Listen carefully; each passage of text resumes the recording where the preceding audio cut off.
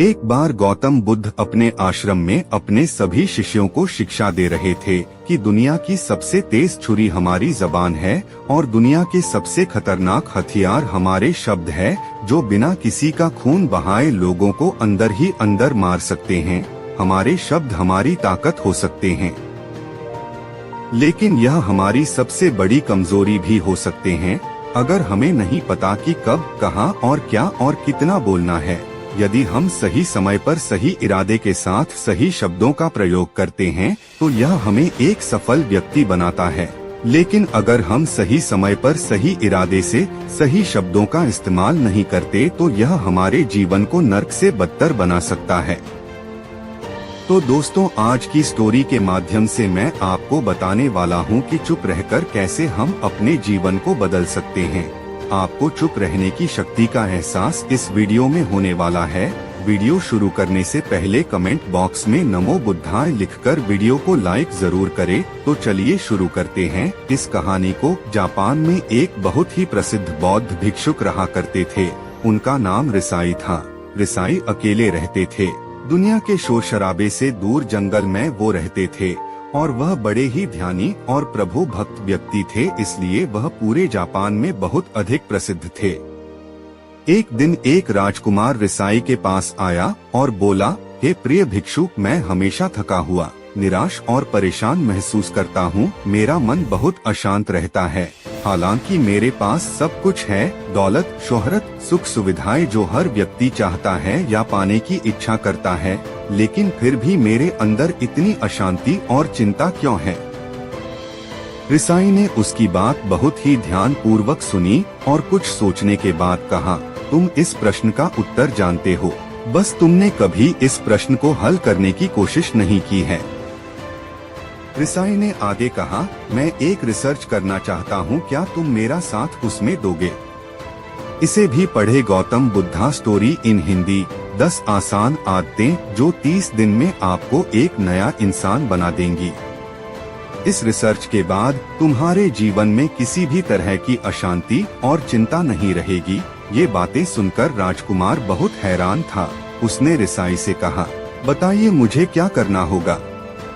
अपने मन की शांति के लिए मैं कुछ भी करने को तैयार हूँ। राजकुमार की इन्हीं बातों को सुनकर भिक्षु ने कहा, तो फिर आप अगले 15 दिन के लिए मेरे आश्रम में रहोगे और एक सामान्य व्यक्ति की तरह अपना जीवन व्यतीत करोगे और इन 15 दिनों में तुम अकेले और चुपचाप रहोगे, जितना हो सके कम बोलोगे। राजकुमार उस भिक्षु की बातें सुनकर सहमत हो गया। पहले दिन राजकुमार को लगा कि उसका मन सामान्य से अधिक अशांत और विचलित है। उसके मन में तरह तरह के विचार आ रहे हैं और वह आम लोगों की तरह जीवन जीने में असहज महसूस कर रहा है। उसे अंदर से बोलने की इच्छा हो रही थी, लेकिन वह चुपचाप रहा। उसके मुंह से एक भी शब्द नहीं निकला, बस वह चुपचाप बैठा रहता। लेकिन रात होते होते उसे अंदर ही अंदर शांति का अनुभव होने लगा। उसके लिए यह अनुभव अजीब था। वह खुद से पूछ रहा था कि वह अंदर ही अंदर इतना खुश क्यों है और उसकी आंतरिक बेचैनी और चिंता कम क्यों होने लगी है। अगले दिन राजकुमार अकेला चुपचाप बैठा रहा और वह प्रकृति को निहार रहा। वह पौधों को, फूलों को, आकाश में उड़ रहे पक्षियों को। वह अपने जीवन में पहली बार यह अद्भुत दृश्य महसूस कर रहा था कि उसके पास कितनी सुंदरता है। वह दिन भर प्रकृति की सुंदरता को निहारता रहता और उसकी ताजगी को महसूस करता रहता। इसी तरह से 10 दिन बीत गए और उसके मन की सारी बेचैनी, सारी हलचल, सारी उथल पुथल और सारा तनाव गायब हो गया। 11वें दिन की सुबह राजकुमार फिर से एकांत में बैठ गया और कुछ ही मिनटों में उसकी आंखें अपने आप बंद हो गई और वह गहरे ध्यान में चला गया। वह पूरे दिन वहीं पर आंखें बंद करके बैठा रहा और गहरे ध्यान में डूबा रहा। ना कोई शब्द, ना कोई चिंता। राजकुमार भीतर से असीम शांति और आनंद से भर गया। राजकुमार अपने बाकी के 4 दिन इसी तरह गहरे ध्यान में व्यतीत करने के बाद 15 दिन बाद रिसाई के सामने प्रस्तुत हुआ और रिसाई को प्रणाम करके बोला, प्रिय भिक्षु, मुझे उत्तर मिल गया कि मेरे मन में इतनी उथल पुथल और चिंता क्यों थी। मैं जान गया कि मेरा मन इतना अशांत और विचलित क्यों था। रिसाई मुस्कुराते हुए पूछा, बताओ क्या उत्तर मिला तुम्हें? राजकुमार ने कहा, मैं आवश्यकता से अधिक बातें करता था। मैं किसी पर भी अपने शब्द और ऊर्जा व्यर्थ करता था। मैं दिन भर अपने लोगों से फालतू की बातें करता रहता और फिर उन्हीं के बारे में अकेले में सोचता रहता और ज्यादातर समय नकारात्मक ही सोचता रहता। इस तरह मैं बस अपना समय बर्बाद कर रहा था। ज्यादा बोलने और नकारात्मक सोचने की वजह से मेरा मन अशांत और बेचैन हो गया था और इसी वजह से मैं किसी भी काम को ठीक से नहीं कर पा रहा था, जिसकी वजह से मैं हर काम में असफल होने लगा और फिर इन्हीं लगातार मिलने वाली असफलताओं की वजह से ही मैं और भी उदास और चिड़चिड़ा हो गया। इन्हीं सभी चीजों की वजह से मेरा जीवन नष्ट हो रहा था, लेकिन यहाँ पर बिताए हुए 15 दिन मेरे लिए पूरी तरह से अलग थे।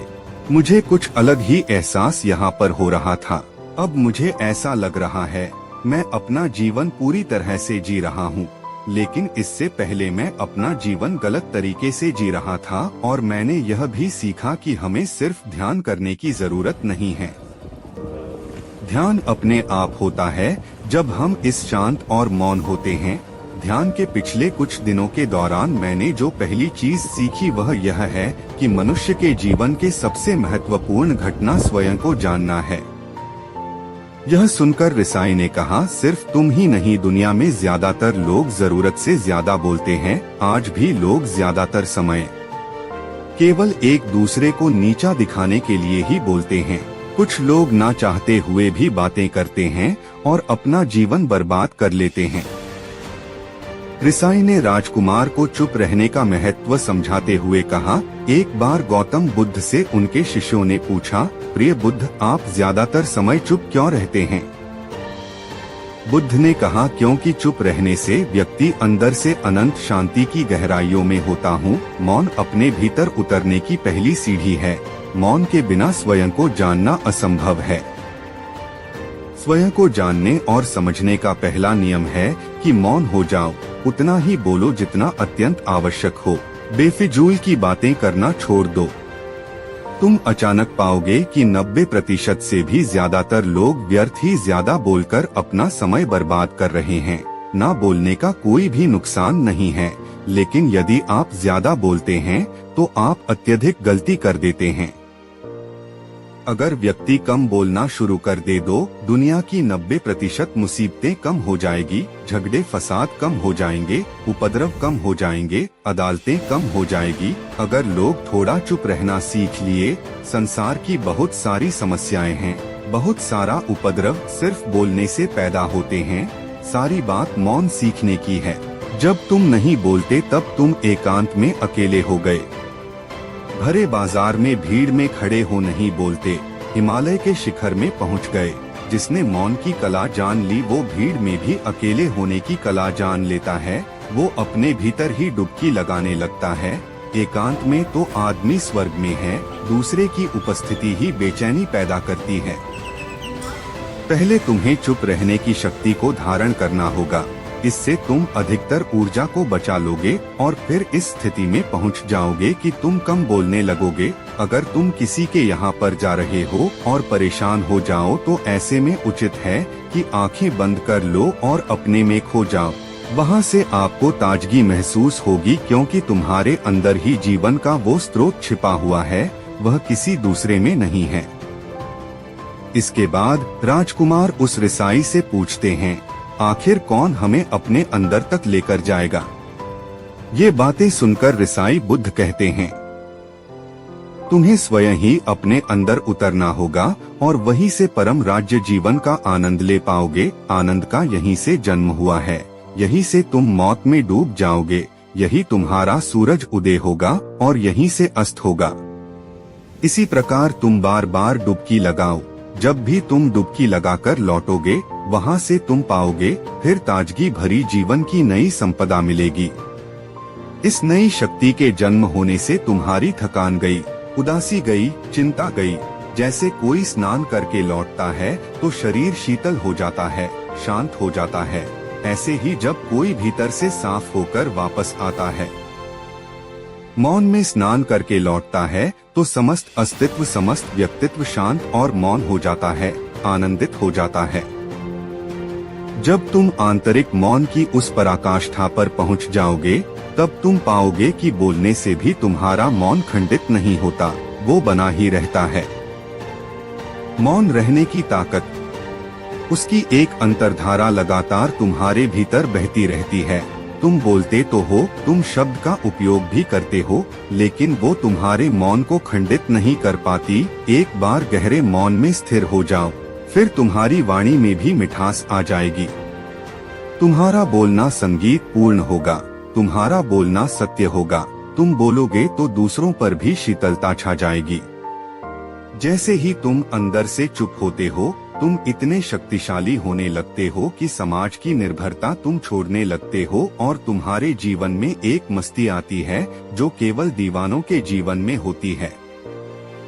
तुम्हारे चेहरे पर एक नई रौनक आ जाती है, तुम्हारी आंखें किसी अमृत के समान हो जाती है और तुम अनंत शांति के समुद्र में डूबने लगते हो। इतना कहकर भिक्षु रिझाई ने अपनी बात खत्म की और वो मौन में चले गए। राजकुमार उनका धन्यवाद कर अपने महल में चला गया। दोस्तों, आपने भी अनुभव किया होगा कि बहुत ज्यादा बात करने से दिमाग अशांत हो जाता है, जिससे हम अपने दिमाग पर नियंत्रण खो देते हैं और साथ ही अपना ध्यान भी खो देते हैं। जो लोग बहुत ज्यादा बोलते हैं, उनके पास किसी एक काम पर ध्यान केंद्रित करने की काबिलियत नहीं होती। वो अपने किसी भी लक्ष्य पर पूरी तरह से केंद्रित नहीं कर पाते। अगर हमारा दिमाग एक जगह केंद्रित नहीं है, तो हम जीवन की सच्चाई नहीं समझ पाते और न ही मनचाही सफलता कभी हासिल कर पाएंगे। इसके अलावा भी आपने देखा होगा कि जो लोग अधिक बोलते हैं, वो अक्सर लोगों के बीच हंसी का पात्र बन जाते हैं और जो लोग कम बोलते हैं और अपनी बात पर कायम रहते हैं, उन्हें लोगों से सम्मान मिलता है। लोग उनकी बातों को सुनते हैं और उन पर भरोसा भी करते हैं। जो लोग जरूरत से अधिक बोलते हैं और अपने विचारों के बारे में पक्के नहीं होते, उनका दिमाग स्थिर और विचलित रहता है, शोर से भरा रहता है और एक अशांत दिमाग वाला व्यक्ति जीवन में किसी भी चीज में सफल नहीं हो पाता, क्योंकि वह किसी भी काम में फोकस नहीं कर पाता। यदि किसी व्यक्ति को यह पता है कि उसे कब, कहाँ और क्या बोलना है, तो वह व्यक्ति सच में बहुत बुद्धिमान है और ऐसा व्यक्ति जहाँ भी जाता है, उसका व्यक्तित्व आकर्षण का केंद्र बन जाता है और वह जो कुछ भी करता है, उसमें सफल अवश्य होता है। अगर हम किसी महान और सफल व्यक्ति के व्यक्तित्व को गहराई से देखें तो पाएंगे कि वो कम बोलते हैं। ऐसी मोटिवेशनल कहानी सुनने के लिए चैनल को सब्सक्राइब करें। धन्यवाद।